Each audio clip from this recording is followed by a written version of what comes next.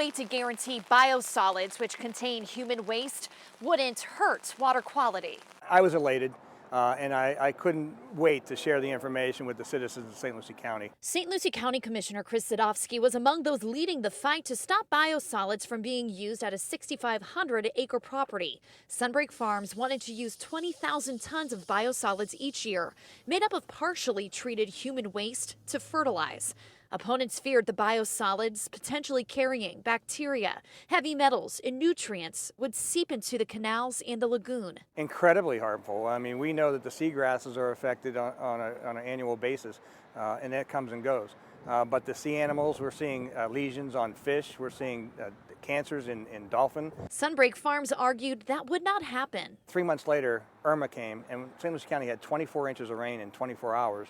And we were discharging from every element of all of St. Lucie into the lagoons, into the canals and into the lagoons. So to say it could never happen, it happened just, months later. For years, St. Lucie County and Indian River County spoke out against the plan, and the South Florida Water Management District denied Sunbreak Farms' permit. That didn't end the fight. The citizens were not going to give up. This month, county leaders say Sunbreak Farms withdrew its permit and agreed to dismiss the lawsuit. Still, the county is pushing for lawmakers to give them more power to regulate businesses using biosolids inside the St. Lucie County watershed. Now, Commissioner Sadowski says fortunately this has led to more statewide conversations about human waste and what to continue to do with it in the future, wanting to task more scientists with coming up with more technology to manage and treat it. In St. Lucie County, I'm Megan McRoberts, WPTV News Channel 5. The debate grows tonight over whether President Donald Trump's former national security advisor, this man, John Bolton, should testify at his Senate impeachment trial. Democrats say Bolton must speak out about his claims that the president wanted to withhold military aid to Ukraine until it promised to investigate his political rival, Joe Biden. Republicans are dismissing Bolton's claim. The vote on whether to hear witnesses comes Friday. Tonight, a 14-year-old boy is fighting for his life at St. Mary's Medical Center. He was hit by a car while walking to his bus stop in Riviera Beach this morning. Police say the teenager, a Dwyer High School student, is in critical condition with severe head injuries. A man who lives nearby said he sees the bus stop every day at Congress Avenue. The area is not in a school zone, and it's a busy road. The school zone is the only place where they have control, with the 20 miles an hour. But along here in the morning and the afternoon when the kids come home, you see traffic flying by here right now. That's the way it is. The driver did stop and is cooperating with police. That person has not been cited because the crash is under investigation. Tonight, our Contact 5 investigators have learned hackers tried to extort the St. Lucie County Sheriff's Office for $1 million during a cyber attack late last year. The attack essentially locked down computer files, and much day-to-day work, including jail bookings, had to be done by hand for a while. The hack cost about $550,000 in damage, but a ransomware insurance policy will cover most of the loss. The sheriff is warning about a sophisticated virus called Doppelganger. Your traditional firewall and antivirus software will not stop this. So that should give everyone a little bit of alarm. That is, has a big business or a government entity, that they need to step up their game. Indeed, all of us do. Investigators say no personal information was compromised, and they are still looking for the source of the hack. A massive new addition to the South Florida skyline tonight, one that is on display for the world ahead of Super Bowl 54. And it is the work of people from Palm Beach County. WPTV News Channel 5's Arthur Mondale live at Hard Rock Stadium to explain. Arthur? There's been a lot of focus on the teams, now a focus on the teams and entertainment courtesy of Palm Beach County. 3, 2, 1. This new 60-story skyscraper, the Paramount Miami World Center, is the latest addition to Miami skyline. What is one of the largest construction projects in the United States. Developed by a Boca Raton native. It's also a beacon for the city of Miami. It's the 696-foot by 350-foot color kinetics lighting system that grabs drivers' attention. I mean, it's one of a kind. It changes the entire skyline of Miami, kind of counting down to the Super Bowl. It's the work of LED Smith Incorporated, a Delray Beach company. The $3 million display took 3 years to plan and 10 months to install. We've literally got 60 stories of light across this building. The digital display is comprised of 13,000 lights. It's populated up the building every 2 feet. Featuring the moves of Shakira and the logos of the Kansas City Chiefs and San Francisco 49ers. We went inside to see how his company makes it happen. They've done spectacular displays across the U.S., even the Empire State Building. Way more people see the exterior of a building than ever see the interior. Flip the switch. So much energy tonight, even I had to touch the switch. I wonder if I pulled it down if it would turn it off. The display will keep up with the game on Super Bowl Sunday. When teams score a touchdown, the people in downtown Miami will know it. And on Super Bowl day, we're going to roll it. And then game time, the only people that get up there are the people making touchdowns. Now, by the way, the Paramount is the 6th largest building south of New York City. My photographer and John and I were wondering, when are we going to get our bureau there? Reporting live, Arthur Mondale, WPTV, News Channel 5. That'll be perfect, Arthur. Love to see you there. Well, tomorrow night, the pregame party for Super Bowl 54 is in West Palm Beach. Smash Mouth is headlining Super Clematis by Night. That party is for all ages. It'll feature football-themed activities, giveaways, a whole lot more. It goes from 6 to 9, and get this, it's free. Friday night, go behind the scenes for South Florida's big game. We have a 1-hour special at 7 p.m. on WPTV News Channel 5. Everything from the world-class entertainment to the food and fan experiences unlike any other event. In 60 seconds, a highway for illegal drugs. It was found 70 feet underground, where this passageway was discovered. Help for local 911 first responders, making sure they're aware of the benefits they so desperately need and deserve. And a star-studded tennis tournament in our backyard. How you can score free tickets. WPTV tomorrow morning. The fun new ways technology can help expectant mothers track their baby. Chopper 5, the only local helicopter above breaking news and traffic first and fast. WPTV First Alert meteorologists are tracking your Super Bowl weekend forecast. All that and more. See you tomorrow morning, 4:30 to 7 o'clock. This is News Channel 5 at 11. Thanks for making WPTV South Florida's most watched television station.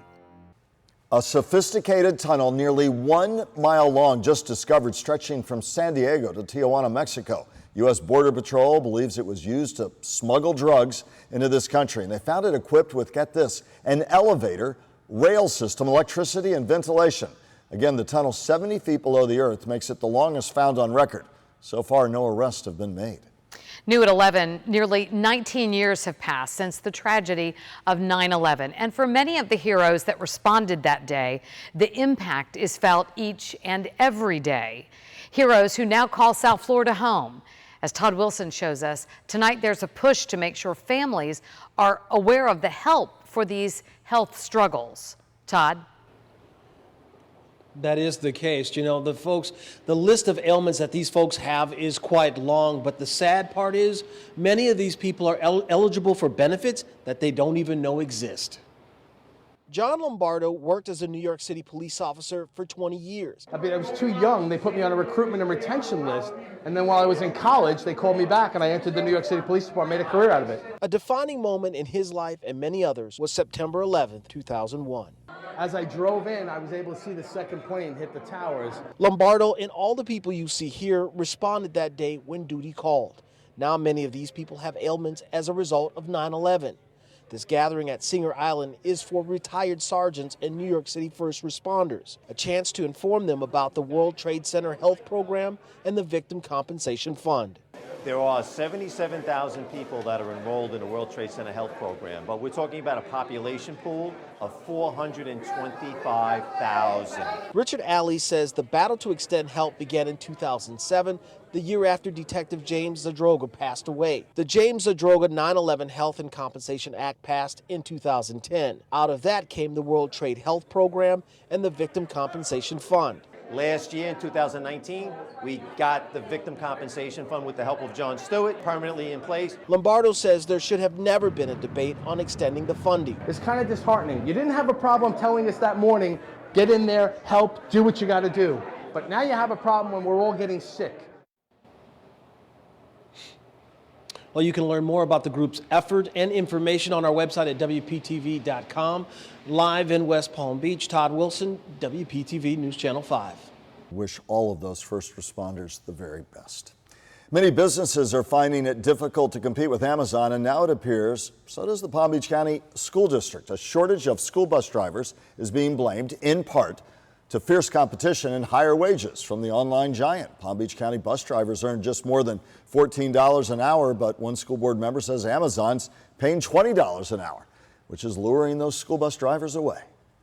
Well, I think Amazon's a major player for everybody's market anymore, but yes, I mean, we are losing drivers to various private agencies, but of course Amazon is one of them. The district needs to fill almost 80 driver positions, and there's a job fair tomorrow morning at 10 at the Summit Bus Depot.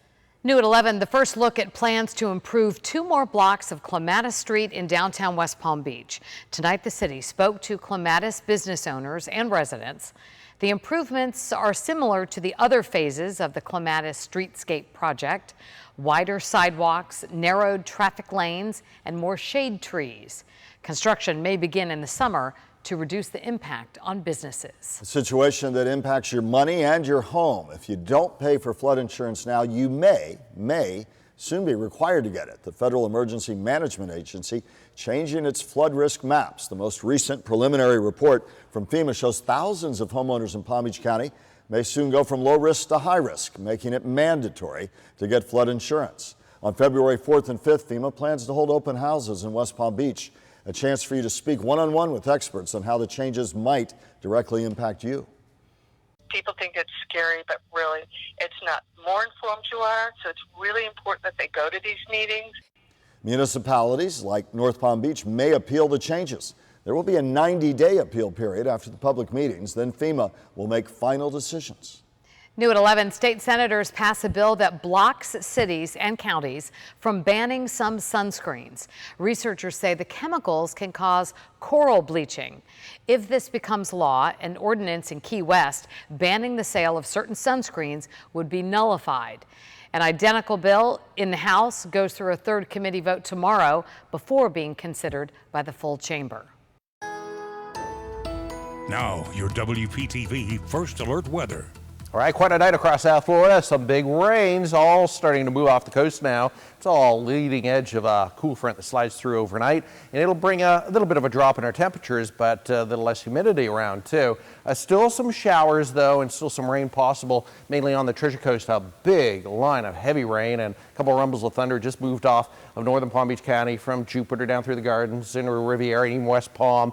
Picked up several waves of rainfall this evening. There's still the chance for some showers down around Boynton and Delray and Boca, but generally quiet now. And then on the Treasure Coast, lingering showers for the next hour or two. Everything is moving through quickly at about 30 to 40 miles an hour.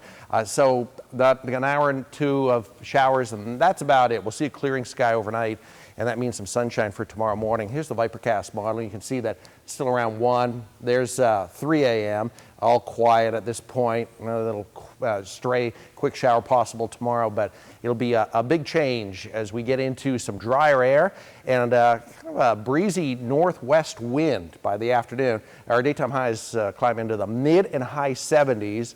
And we are looking at even cooler weather as we get in toward the second half of the weekend. So that is our second front this week. We get a bit of a break, and then our third weather system is on our doorstep for Friday.